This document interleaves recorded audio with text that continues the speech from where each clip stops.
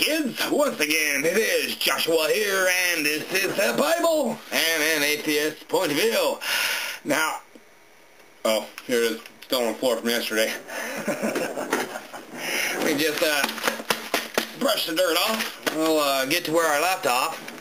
It'll be Genesis chapter 35. Still a bit mark, but I think I can find this one easily enough. And here we are. Now, where I left off, like I said, chapter 35. Once again, just remind everyone, this is jokes. This is pretty much a comprehensive study, I guess, of the Bible from an atheist point of view, because it's a total crock of shit. It has to be read out loud, or nobody's going to ever comprehend how moronic and stupid and retarded it is. So stupid that it's hilarious.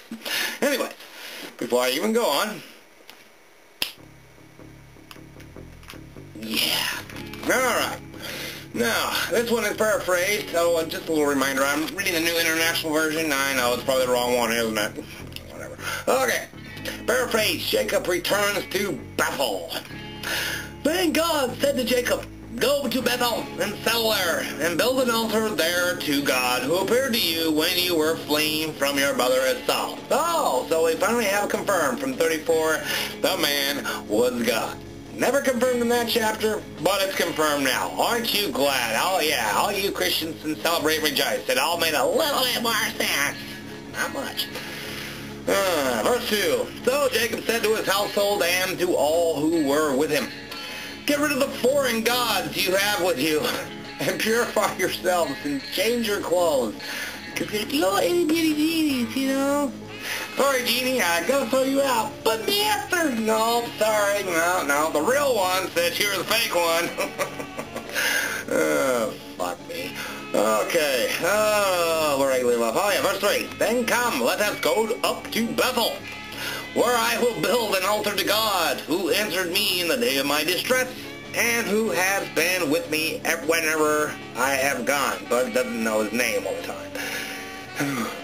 So they gave Jacob all the foreign gods. Yeah, way on the table. Yeah, there's Hades. There's whoever. Fuck, goddamn shit. Lay him out. So they gave them all the foreign gods, and they had, and the rings in their ears. And Jacob buried them under the oak at Shechem. Yeah, there's a whole bunch of gods under an oak tree in Shechem. Keep that in mind. We'll go on a treasure hunt someday. That'll be ready. It'll be the next adventures of Indiana Jones. The treasure under the oak tree at Shechem. Oh, that's funny. Fuck off. Okay, so they gave it, and then they set out, and verse 5, then they set out, and the terror of God fell upon the towns all around them, so that no one pursued them. The terror of God. Isn't that so fitting? Yeah, Satan's bad, but no, not terror. Oh, fuck. Okay, where did I leave off? Then set out, and then the terror of God, and verse 6. Jacob and all the people with him came to Luz, that is, Bethel. Luz, Bethel, same thing. They sound kind of like, don't they? In the land of Canaan. There he built an altar, and he called the place El Bethel. So now it's Hispanic. He said Bethel. Because it was there that God revealed himself to him when he was fleeing from his brother. Well, actually, no, he didn't. Okay, if you want to reread, the end of 34, no, he didn't. God, he didn't even ask for his name, and he wouldn't even tell him. Another contradiction. Oh, my God. Okay. Where did I leave off? Verse 8. Now, Deborah, Rebecca's nurse, nurses? Oh, come on. This is the time where you spit on a wound to cure it. Yeah, okay. Yeah, I can imagine her degree. Died and was buried under the oak below Bethel. So it was named Alan Bakut. Alan Bakut. I love how they just come up with these names. What do? Take all the letters, get them all in a jar, and mix them up? Hey, here's a name. Oh, God. Verse 9, after Jacob returned from Padan Aram, God appeared to him and again and blessed him. course he did. But was he a man or was he a god? And God said to him, I am God Almighty. Oh, finally, he finally tells him his name. God Almighty. Be fruitful and increase in number. Fuck a lot. Do your mates. Who cares? Whatever you can do to get women pregnant. A nation and a community of nations will come from you, and kings will come from your body. Alrighty then. Will he be wearing the crown? That's gotta hurt. Oh. The land I gave to Abraham and Isaac, I also give to you. And I will give this land to you, land to your descendants after you. And God went up from him at the place where he had talked with him. It almost makes sense. Fuck off, kitty, go away. Jacob set up a stone pillar at the place where God had talked with him, and he poured out a drink offering on it. Have a shot of whiskey. And he also poured oil on it. Have a shot of Crisco. Oh, shit. Jacob called the place where God had talked with him Bethel. Wasn't it already named Bethel? Whatever. Alright, next paraphrase. The death of Rachel and Isaac. Rachel. Verse 16. Then they moved on from Bethel. While they were still some distance from Ephrath, the wrath of Ephrath, Rachel began to give birth in great difficulty. Well, okay, honestly cheerful.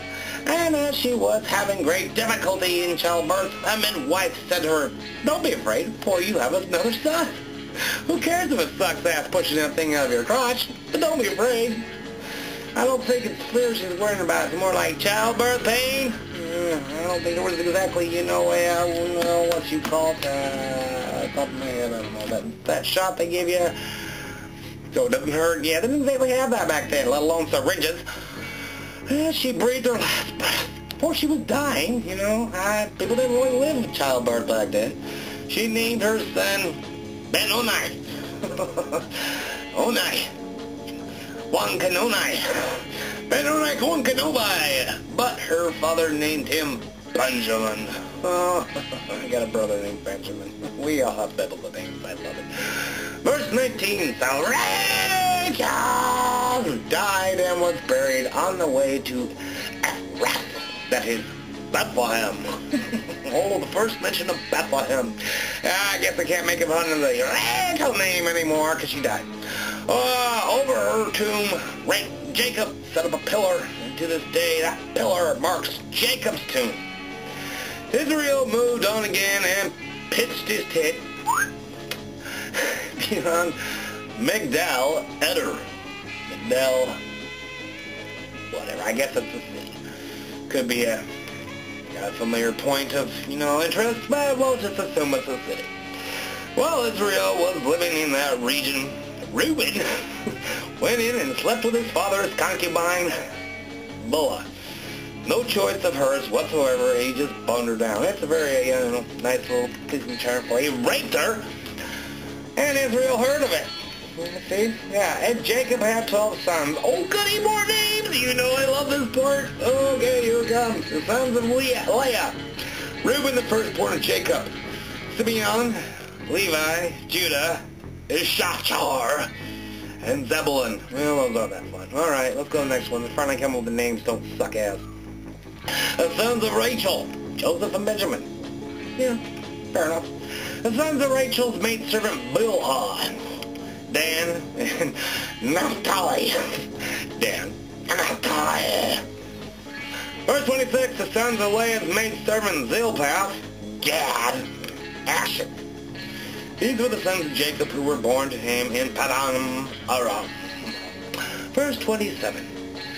Jacob came home to his father Isaac in Mamre near Kiriath Arba, that is, Hebron, where Abraham and Isaac had stayed.